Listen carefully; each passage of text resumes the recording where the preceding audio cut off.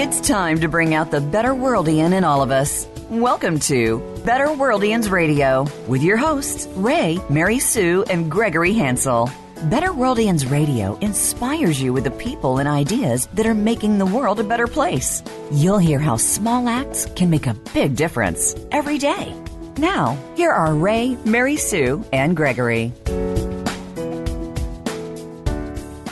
Hi, and welcome to BetterWorldians Radio. BetterWorldians Radio is a weekly broadcast whose mission is to uplift and inspire you to make the world a better place. BetterWorldians Radio is brought to you by BetterWorldians Foundation, a 501c3 nonprofit whose mission is to make the world a better place by encouraging the very best in everyone. We believe it is essential to plant flowers, not just pull weeds. We focus on positive thinking, positive values, and positive actions. In short, our vision is to bring out the better world in everybody so that we can all make it a better world. Joining us today on BetterWorldians Radio is Jim Murray, co-founder of the Ronald McDonald House. Born in West Philadelphia, he is a 1960 alumnus of Villanova University. In 1969, Jim joined the Philadelphia Eagles public relations staff. 5 years later, Murray was named general manager for the Eagles, where he served for 9 years and took the franchise to the first Super Bowl appearance against the Raiders in Super Bowl XV. He remains involved in the Philadelphia community and has won a number of awards for his charitable work. Jim Murray is currently the president of Jim Murray Ltd, a sports promotion and marketing firm located in the Philadelphia area for over 25 years. Hi, Jim. This is Ray. Welcome to BetterWorldians Radio. Hey, thank you, Ray. You're very welcome. It's quite a build-up. Yeah, thank you. You don't even know that guy, right?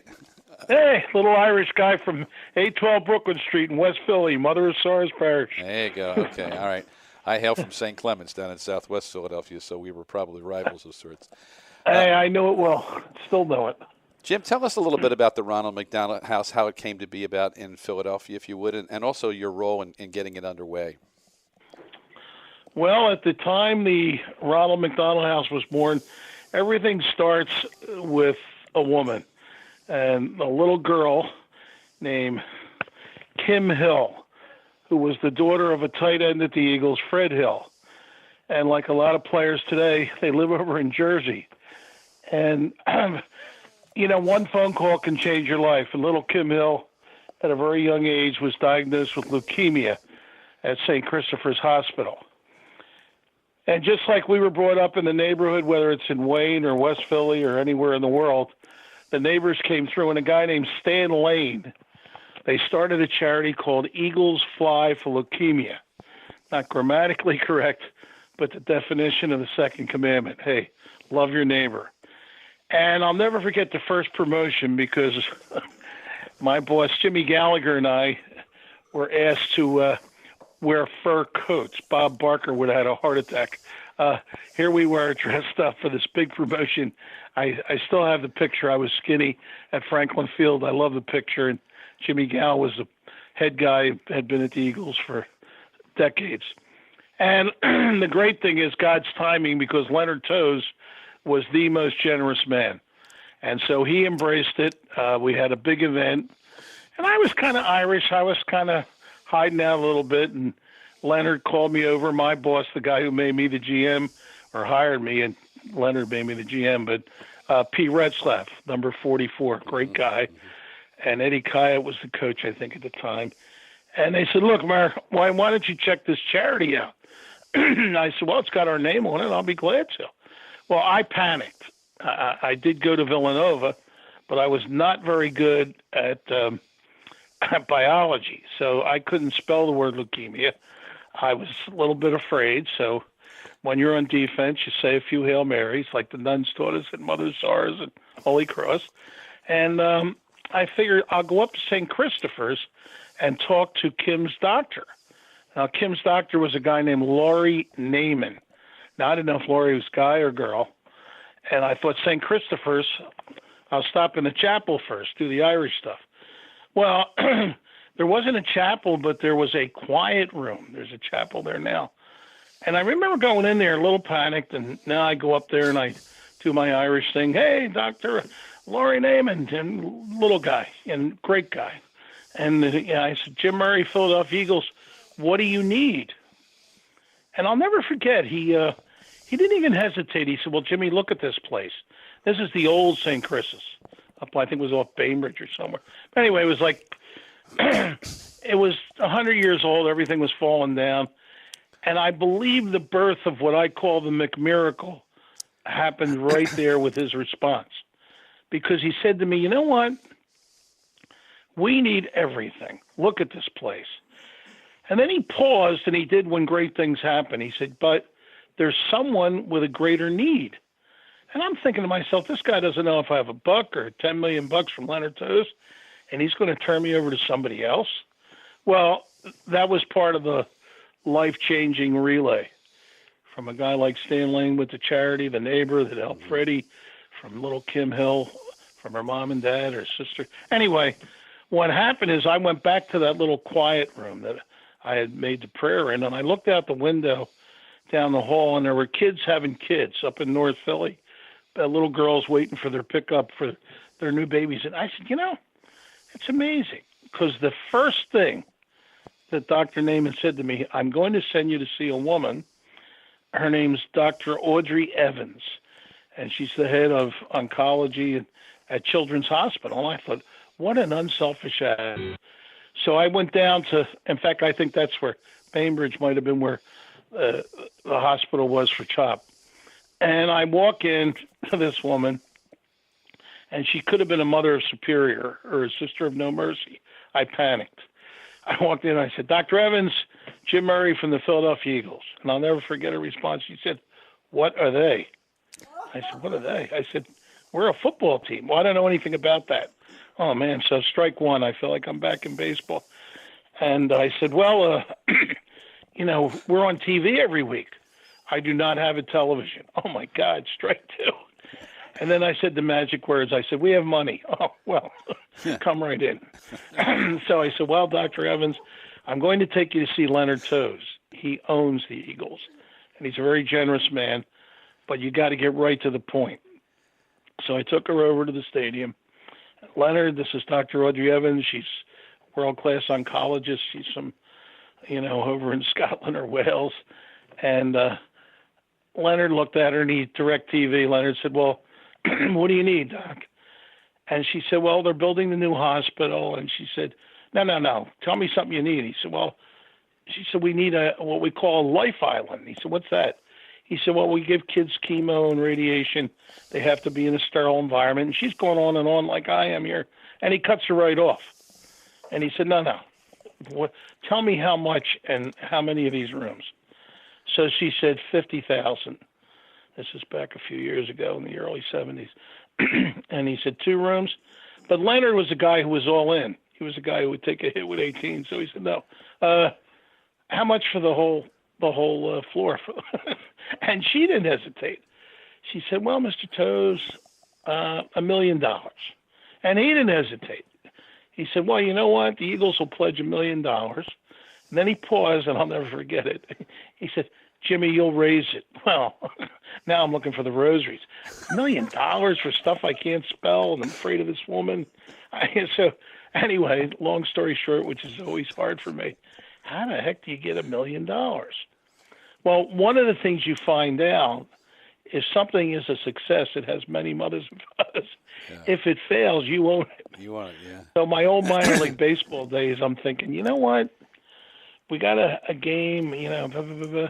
Why don't we have, like, Catholic Church have a collection, raise some money at the stadium, and but first let's do a radiothon. So I went to WIP, and I mean, they were really nice to me, and I said, like, we'd like to do a little radiothon. You know, it's December or so, and we're going to play the 49ers out there.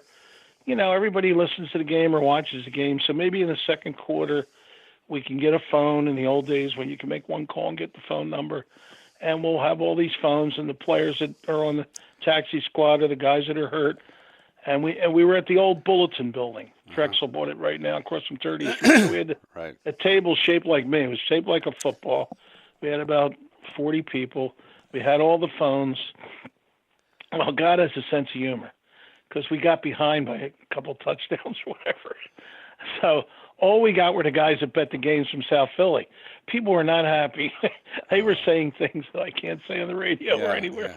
Yeah. And I said, just forget the phones, eat the food. and we'll be back.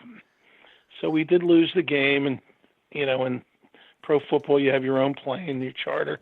And I'm back in steerage. Leonard's up in first class trying to get over the loss and to get Jimmy Murray up here.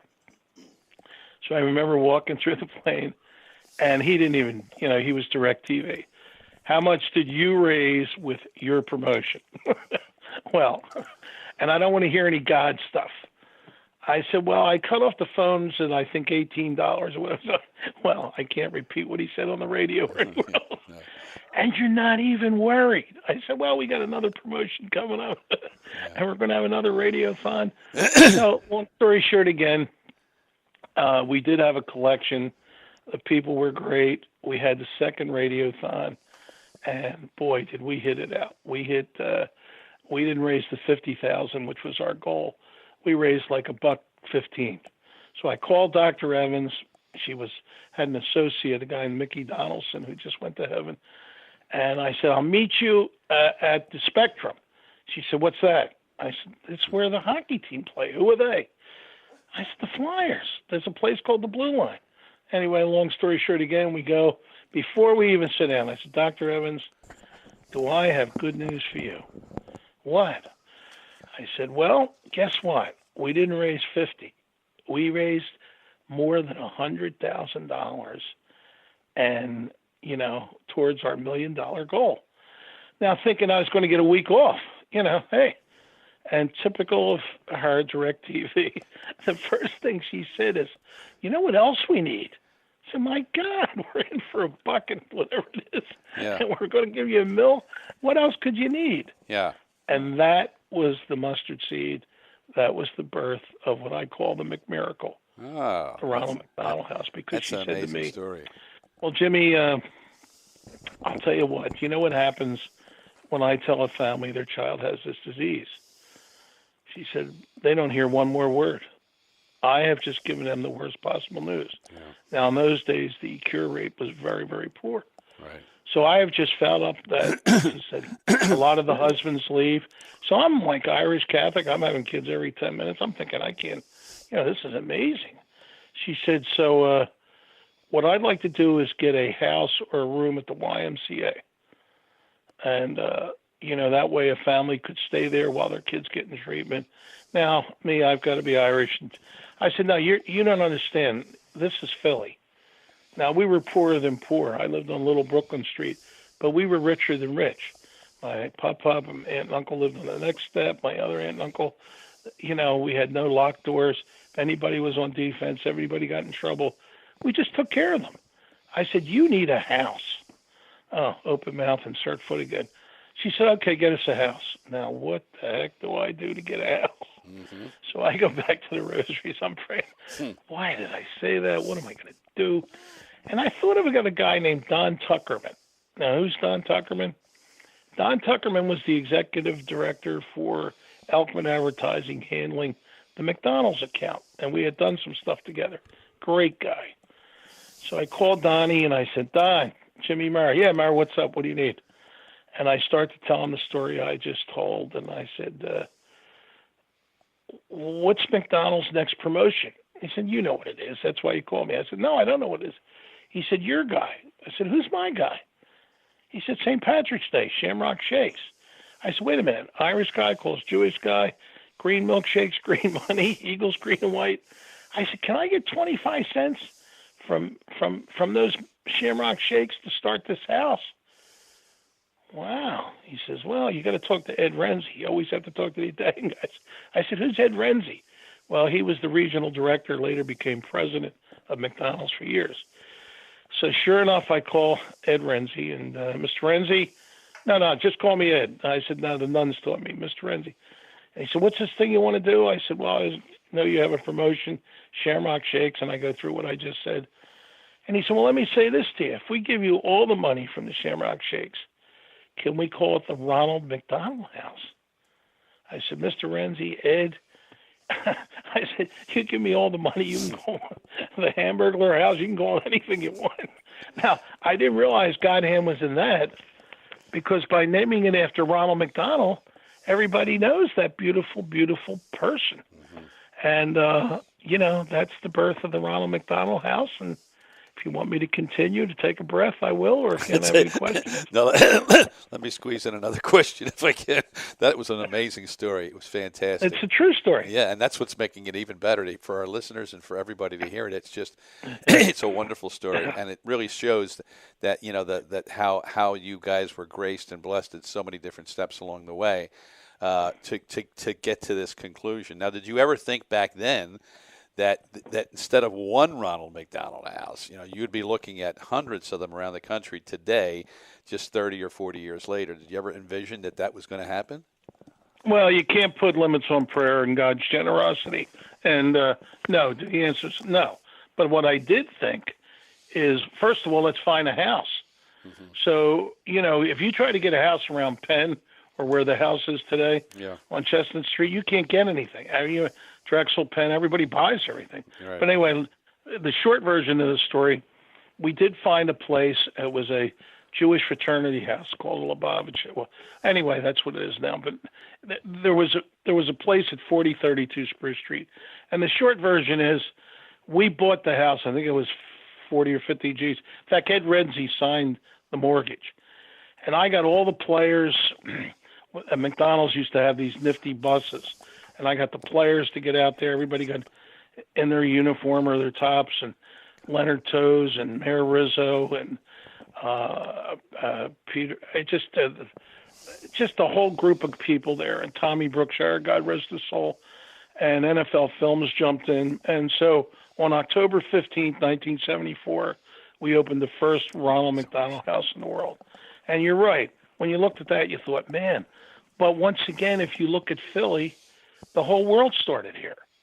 I was blessed enough to go on a tour of the original 13 colonies with a guy named Ed Pizak, and he actually had a replica made in the same foundry of the Liberty Bell. Things, the Constitution, a bunch of farmers came in to Philly, and there's 266 constitutions at the time that were framed because of what started in Philly. And I looked at it and I thought, you know what, if there's a need here, maybe there is a need. And the second house is a great story, and that really led to it's more than a statistic, because even though I prayed and thought about it, how does the next house happen? Another little girl gets sick in Chicago, and a lawyer, a guy named Charlie Marino, goes to his doctor. And he said, I go in the hospital every day to see my kid, and all these people that live all over, they're sleeping on the floor. He said, well, they had this thing in Philly. So the life changer, the relay race then, was Charlie Marino and his doctor, Eddie Baum, flying to Philly, taking them on a tour, and going out to Chicago to make the presentation out there. And that was the second house in what I call the Vatican, because McDonald's headquarters is in Chicago. So having the second house in Chicago was a perfect place to have people come and see what a Ronald House was. And as you're saying already, the exponential growth, there are now, I think it's 342 in 48 countries. So you're right. Amazing. Now, the Eagles were all wrapped up in this, and it sort of kind of gave in a way the early birthing of this whole thing. Did the reaching of the Super Bowl propel that forward? Did that have did that also participate in some of that exponential growth? Well, the Ronald McDonald House is the Super Bowl. We didn't win the one Super Bowl 15, I think, last year. Right. Being dyslexic was 51. No, any kind of the Eagles were totally involved. Leonard Toews, his generosity, and Eagles Fly for Leukemia, the name. The charity's still there. In fact, there's great things happening as we speak in that charity, and it literally changed the world. But the Eagles, the promotion, when you have something like a sports team, right, an NFL sports team, and the kind of cooperation we got from, I was a lucky guy. I'm a little dead ender from Brooklyn Street, as I said, but when I was made the GM, I went to all the owners' meetings. So I have my own relationship. And Leonard didn't really like the meetings. Well, me, here I am with Mr. Hallis, George Hallis, the founder of the league and Bears. So now I was able, when this thing started, to go around to different owners at the owners meeting and say, hey, we have this really wonderful thing happening and the hospital. And so that was part of the relay race. So God's timing was perfect. Mm-hmm. That is God's timing is perfect. Now, I guess the one question I want to ask before the break, the current programs now include things like the obviously the Ronald McDonald Houses, also the family rooms, the Ronald McDonald Camp. And so it's really it's grown that way as well, and horizontally as well as vertically around the world. How many children and families are supported by these programs, and how do the families have to pay for these services? Well, if they have the money, the houses are different, but nobody has to pay. But so I think our house is like $15 a night. But there are all kinds of funds, and nobody's ever shut out for not having the $15. Mm-hmm. And each house has its own personality, its own hospital, its own specialty, the way it happens. So that changes.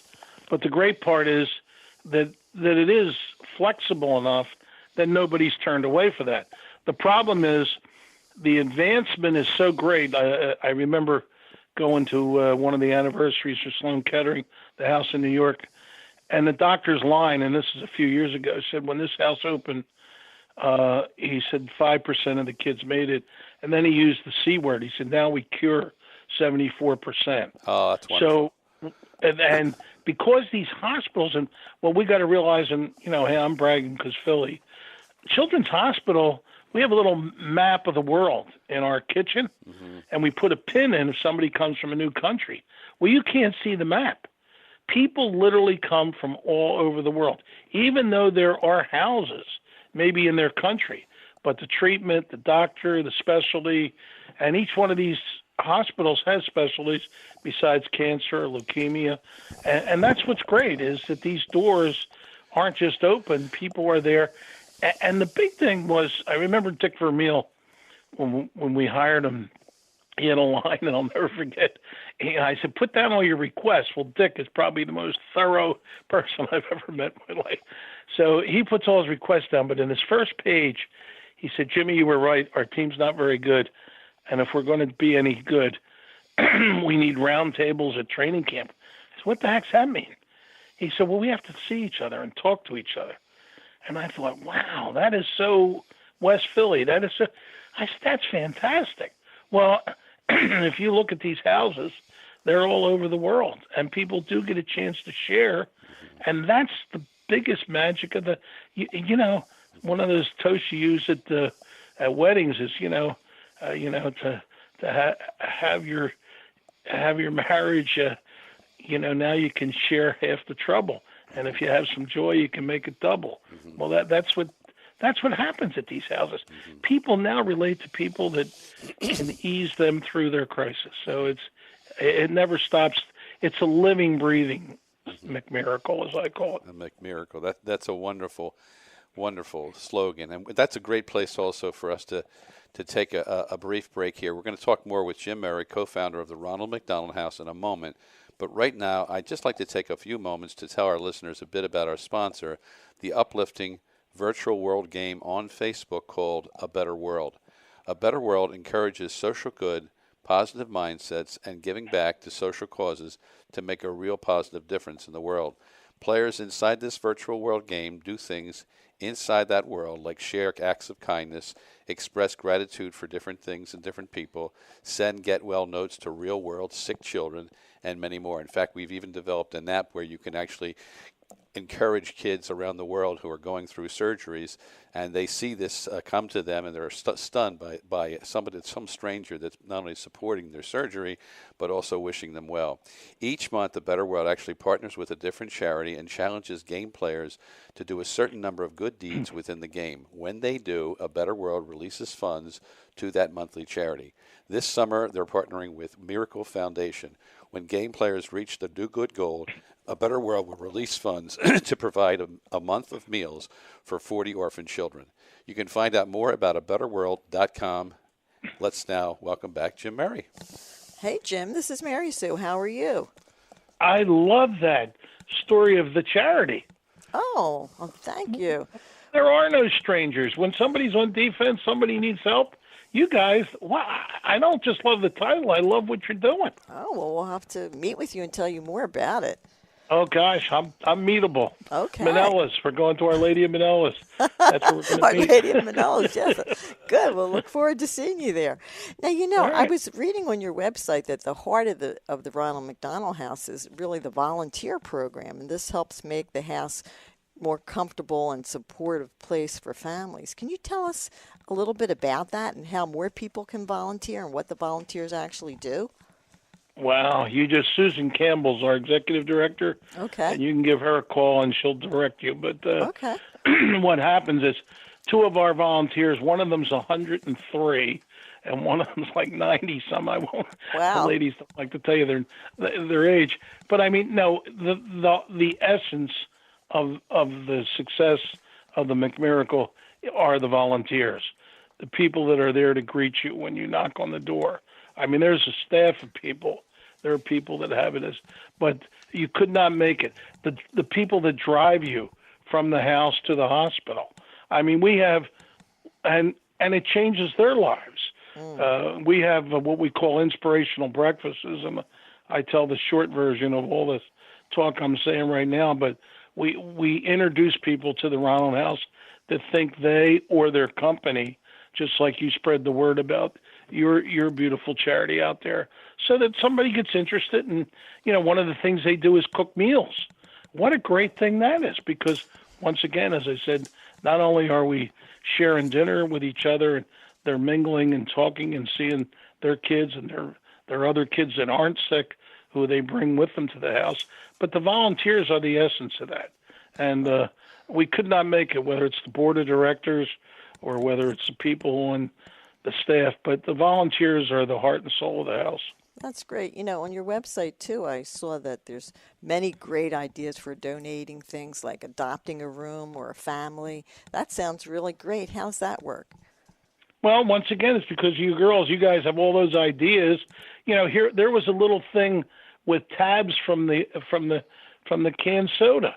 Now, Here was a thing, bring your tabs. Well, do you know how many people, not just people, but volunteers, unfortunately kids that even got sick, we've had classes take the tabs from the pop cans and bring them to the house. Yeah, all right, we get a little money.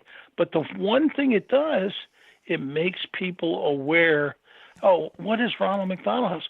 See, Ronald, you couldn't be more generous than McDonald's. I mean, the charity, has raised tons and tons of money. But it's more important, or as important, to have those volunteers there so that they can give somebody a hug, help them, serve their meal, and take care of them. So it's once again, I still think it's the definition of Philly. Yeah. It's so care of your important. neighbor. So important to have that people love, especially when you're in a crisis like that. Oh, yeah. Can you share a heartwarming story that, really stands out in your mind about the example of the impact of the house? That's only an hour show, is it, or half hour? One of my favorites I just experienced. One of the ladies that worked with me, a lady named Carol, I said, one day a week, you just be at the Ronald House. Well, get over here right away. She's very authoritative. So I get over there, and there's a guy and his brother-in-law that just flew in from a town called Portage, Wisconsin. And their two children, Emily and Claire, were born conjoined in 3 places. So this is a miracle if it can even happen. And long story short, which is hard for me, they are not only separated, then his wife comes in a week later, Mary. And the Taylor family, Mary and Rick, have become part of our family. In fact, we got so close to them that they stayed right where I'm calling you from, our house here. Wow. And for the last 30-some years, the guys will like hearing this. Rick was a total Green Bay Packer nut, so he was going to have kids till he had a quarterback. So after the 4th girl, they had a boy, and he just graduated college. But they were just here last month. We were down the shore with them in Sea Isle. And to see them raise those 2 girls, Emily and Claire, and they had like 38 to 50 surgeries at CHOP. Jeez. And they just adopted kids. You want to talk about your charity and stuff they do? They were in a position where they could not have children, but they've just adopted kids. And in fact, pray for a little girl named Olivia Claire because the girl has real complications, but they did a big surgery Monday. But they're part of our family. I'm Uncle Jimmy. In fact, when one of them got married, you would love this story. The one was the maid of honor for the other one. And I'll never forget her toast. She said, "Emily, you got all the good parts." Never forget that line. Oh. That was her toast to her sister. So there, I could tell you story after story. I have gotten close to a lot of the families, and the Taylors are one of my favorites, and they're part of my family. I mean, my kids and them all get together. I see that it really did impact your life. Totally. Amazingly. So I would recommend people who are looking for something to make their life different and worthwhile to volunteer at the Ronald McDonald House. Oh, yeah, you couldn't have said it better. And it's life-changing. You get a much more than you give. Mm-hmm. Now, here's our last question, which we ask everyone every week. How do you feel, Jim, that the Ronald McDonald House, supporting the Ronald McDonald House, helps make it a better world? Well, because that's what God really wants the world to be. Everything that we do isn't just what we make, or if we're lucky enough to make a living. I mean, and now with all the technology and the things, even the way this program is on, all the things I don't understand, we're all still neighbors. And whatever part of the world you're in, we just opened the first house in South Africa. Everybody's a neighborhood kid. Everybody's a mom and dad that they'll do anything if their child's on defense. So, I don't think you can put limits on prayer, whatever your religion is, or I think you can't say. But the real miracles are people just saying, you know what? All the things that you say when you tell what your charity is, send a note, be aware that there's somebody else that's on defense that's got a problem. And the answer is that there is no answer. It's just that there are no boundaries in the world today, and everything's melting away. You can turn that computer on, that TV, and you can see an episode, and you'll see an instant response to it. And sometimes the response is just internally yourself, is to say a little prayer or something for whoever's on defense. So to me, it changes every day, but it never changes. It's all the things the Sisters of St. Joseph, and as I kiddingly say, the Sisters of No Mercy taught me, or the Christian Brothers at West Catholic, or the Augustinian priest. I go to Mass at the monastery. I'm the youngest guy without a walker. And those guys give their whole life. And I look out the monastery window at Villanova, and it's just a gigantic, beautiful miracle. And I see the kids when they start out, when they're walking through the school, and the girls walking around backwards and telling you, come here. Then I see you when you're walking to class, if you look up from your cell phone. And then I see you when you graduate, your grandparents are saying how they couldn't afford this place. And, you see the whole picture of life. And that's what we're all about. We're about the old neighborhood. We're about your Wayne, Pennsylvania, where you are right now. Yes. What a place, God. But it's right up Lancaster Avenue. And if you take Lancaster Avenue all the way, you'll get all over the world. So wonderful. It's not complicated. You can learn more about Ronald McDonald House by going to rmhc.org. Jim, thank you so much for joining us today on BetterWorldians Radio. Thank you for your vocation and what you guys do, and I can't wait to sit down with you and see how I can help in any way. It's our pleasure. BetterWorldians Radio is brought to you by BetterWorldians Foundation, a 501c3 nonprofit whose mission is to make the world a better place by encouraging the best in everyone. We believe it is essential to plant flowers, not just pull weeds. We focus on positive thinking, positive values, and positive actions. In short, our vision is to bring out the better world in everybody so that we can all make it a better world. But we can't do this without your help. Donations support our BetterWorldians Radio podcast, as well as our Peace Begins Kindness movement to encourage kindness, decency, and civility online. Go to BetterWorldians.com to be a part of this important mission. And until next time, please be a better worldian.